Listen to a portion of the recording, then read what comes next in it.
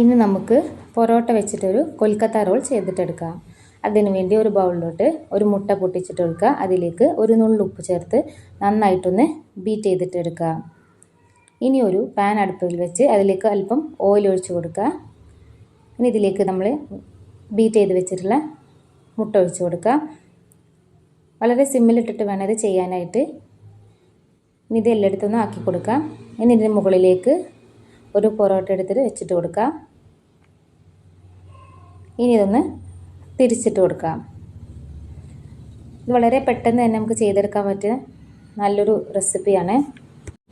ഇത് നമുക്ക് ഒരു നേരത്തെ മീലായി കഴിക്കാൻ പറ്റിയൊരു റെസിപ്പി കൂടിയാണ്.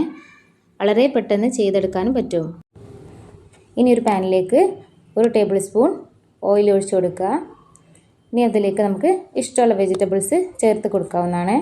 ഞാനിവിടെ ക്യാരറ്റ് നീളത്തിലരിഞ്ഞത്, സവാള, ക്യാപ്സിക്കം ഇതെല്ലാം നീളത്തിലരിഞ്ഞതാണ് ഇട്ട് കൊടുത്തിരിക്കുന്നത്.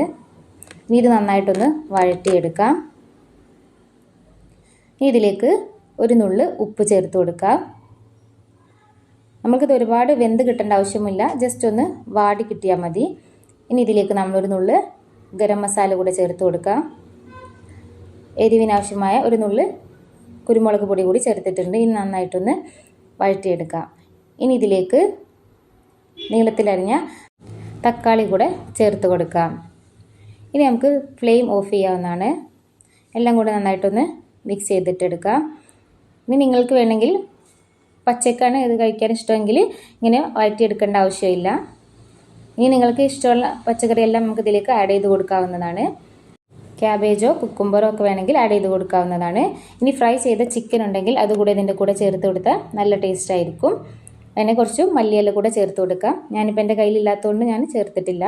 ഇനി ഇതിലേക്ക് കുറച്ച് ടൊമാറ്റോ സോസ് കൂടി ചേർത്ത് കൊടുക്കാം. നമ്മുടെ ഫില്ലിംഗ് കൂടെ റെഡി ആയിട്ടുണ്ട്. ഇനി നമ്മളിത് നേരത്തെ തയ്യാറാക്കി വെച്ച പൊറോട്ടയുടെ മേലേക്ക് നീളത്തിലായി വെച്ച് കൊടുക്കാം. അതിൻ്റെ മേലെ കുറച്ചുകൂടെ ടൊമാറ്റോ സോസും മയോണൈസ് ഉണ്ടെങ്കിൽ അത് കൂടെ ചേർത്ത് ഒന്ന് റോൾ ചെയ്തിട്ടെടുക്കാം. ഞാനിവിടെ താഴെ ഒരു ബട്ടർ പേപ്പർ വെച്ചിട്ടുണ്ട്. ഞാൻ അതിലിട്ടിട്ടൊന്ന് റോൾ ചെയ്തിട്ടെടുക്കാം.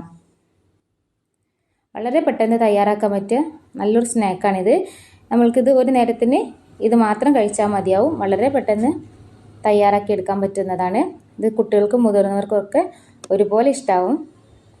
ഉണ്ടാക്കിയെടുക്കാനും വളരെ എളുപ്പമാണ്. എല്ലാവരും ഒന്ന് ട്രൈ ചെയ്ത് നോക്കൂ.